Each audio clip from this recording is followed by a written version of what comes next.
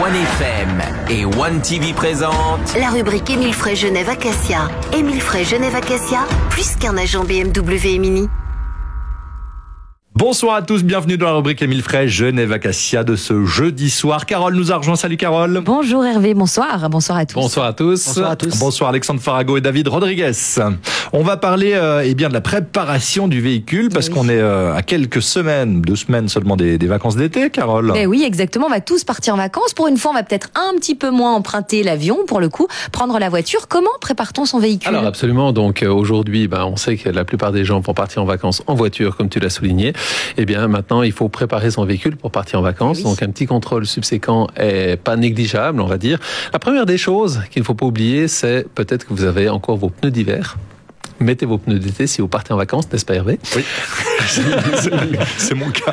Donc c'est un des facteurs, et vous précipitez pas à la dernière minute parce que bien souvent votre concessionnaire, votre garage, il va être relativement surchargé avant les départs en vacances, donc prenez un petit peu en avance, et puis un contrôle de tous les niveaux est préférable avant de partir, et surtout une question importante, quand vous allez partir, il y a la pression des pneus à adapter à la charge du véhicule, et ensuite après il faut charger votre véhicule. N'est-ce pas David ? Exactement, charger le véhicule. Alors charger le véhicule, ça veut pas dire on prend tout, on balance dans le coffre et puis tout se passe bien. Non, il faut tenir compte déjà quand on charge sur le toit du véhicule, il y a un poids maximum à respecter pour éviter de déstabiliser le véhicule en fait, par rapport au centre de gravité. Et charger le coffre aussi, ça veut dire charger le coffre mais pas plus haut que la hauteur des sièges à l'arrière pour ceux qui ont des SUV ou des breaks. Où est-ce qu'on retrouve ce poids par exemple ? Carte grise. Carte grise. Bah voilà. Est-ce que tu le savais, toi ? Non. Ça, alors moi tant qu'il y a de la place, je charge ça. J'avoue, non, c'est vrai qu'on n'y pense pas forcément. On a des choses à emporter, il faut trouver de la place. Toujours, bien sûr, en laissant un petit... Voilà. Sans régler correctement, bien évidemment. Il suffit juste pas de poser sur les porte-charges. Ah non. Donc, le toit, pas chargé plus que la charge maximale. Le coffre aussi, pas plus haut que le niveau des sièges arrière, parce qu'en cas de freinage. Bien évidemment, pour éviter que tout ce qui est dans le coffre passe dans l'habitacle. Et aussi les sièges auto, on fait un petit mémo sur les sièges auto par rapport au poids de l'enfant et à la taille de l'enfant, bien respecté, parce qu'on voit souvent, il y a des gens, ils mettent des enfants qui ont déjà bien grandi dans des tout petits sièges, et puis là, c'est pas très confortable pour eux pour le voyage. C'est recommandé le plus longtemps possible de mettre l'enfant dos à la route, aussi dans les sièges, sièges bébés. Et puis attention, les animaux. Même jusqu'à 4 ans, on peut, mais il est un peu coincé avec les jambes. Mais...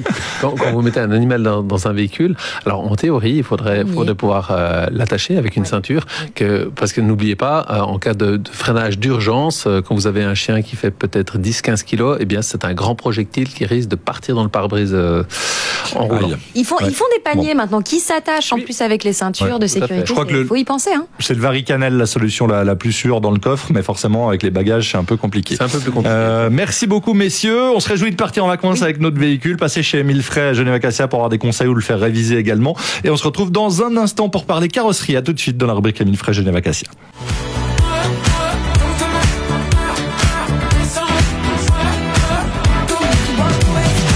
De retour dans la rubrique Émile Frey Genève Acacia. On va parler un petit peu avec vous, messieurs, de carrosserie, de peinture et de dommages en cas d'intempéries. Tout à fait. Donc alors, on va parler des réparations carrosserie qui sont soit des réparations classiques, c'est-à-dire que là, on va poncer, remettre les sous-couches, etc., plus la peinture, plus la protection sur la peinture. Ça, c'est dans une réparation classique. Et puis, si votre véhicule se fait grêler, suivant les impacts de grêle qui sont légères ou pas, on peut faire ce qu'on appelle une réparation alternative, c'est-à-dire qu'on va sortir les bosses sans peinture. C'est une réparation sans peinture, c'est-à-dire que là on a des spécialistes qui ont vraiment l'œil et qui vont ressortir bosse par bosse de votre voiture sur le toit, sur les portières, etc. Donc ça c'est ce qu'on appelle une réparation alternative. Oui, mais ensuite on remet de la peinture, non ? Non.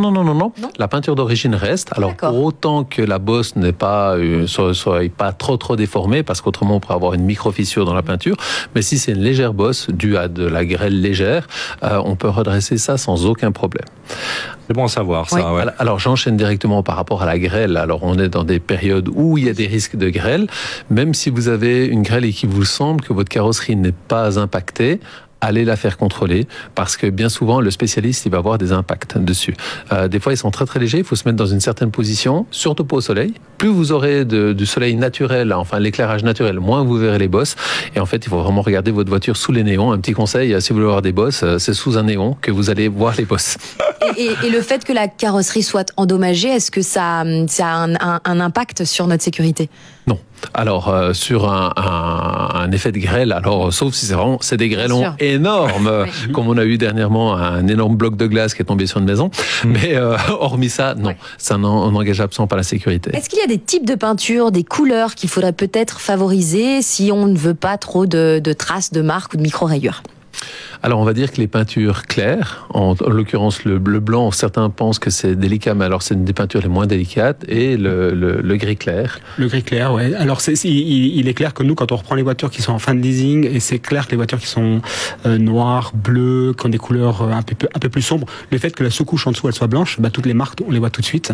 Donc, c'est vrai que les voitures blanches, grises, c'est des voitures qui sont beaucoup moins délicates et qui sont moins salissantes. Elles sont pas moins salissantes parce que la couche de salissure est la même, mais c'est vrai qu'en termes de reflet, ça se voit beaucoup moins sur les voitures qui sont plus claires. Ouais, c'est étonnant, hein, c'est des préjugés comme ça. Moi, tout de suite, je me dis, ah non, pas une voiture blanche, c'est trop délicat. Par contre, un petit conseil pour les auditeurs, dès que vous avez des fientes d'oiseaux, enlevez-les très rapidement. C'est quoi? Parce que c'est acide, ça attaque. Et on va rappeler simplement qu'une peinture sur un capot, elle est de 20 microns, donc 20 millièmes de millimètre. Et sur les côtés de porte, on a 15 microns, donc on est vraiment sur des épaisseurs très très minces et qui peuvent être altérées par des acides externes. Merci beaucoup, messieurs, pour ces bons conseils. Bonne soirée. Si vous en voulez d'autres, passez du côté de la route des Acacias chez Émile Frey, Genève Acacia. Bonsoir Carole. Bonsoir à tous. On retrouve la chronique en vidéo sur le Facebook de OneFM et sur One TV. Ciao. C'était la rubrique Émile Frey Genève Acacia. Émile Frey Genève Acacia, plus qu'un agent BMW et Mini.